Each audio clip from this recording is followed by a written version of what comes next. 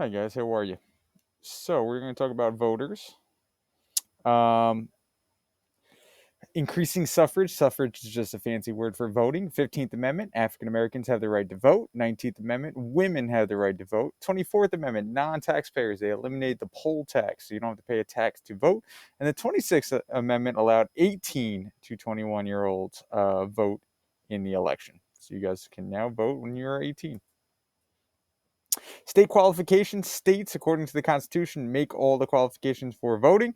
18, citizen, you must be a resident of that state, you must be registered, and in some states you either have to bring a ID, which could be a photo or utility bill where you paid the bill for gas or electric or whatever else. Registering to vote. Voter registration required in order to vote. It must be initiated by the voter.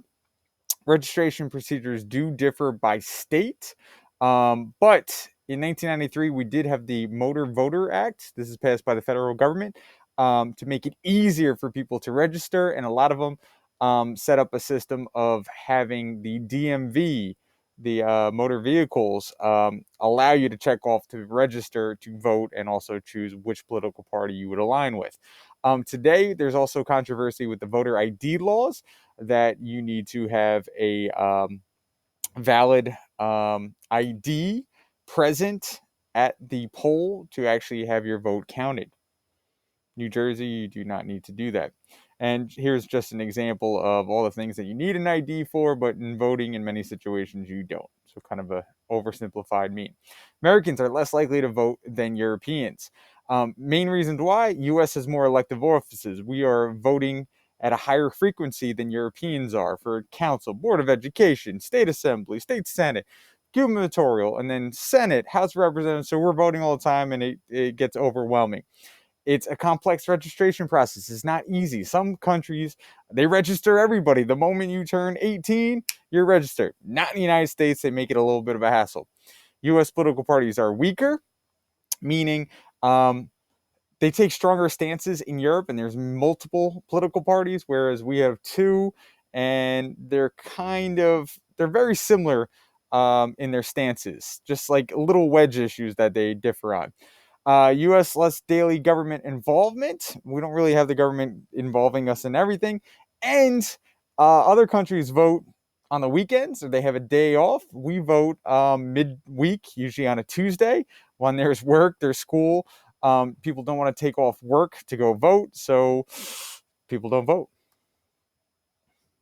And as you can see, the presidential election turnouts have dropped over the years.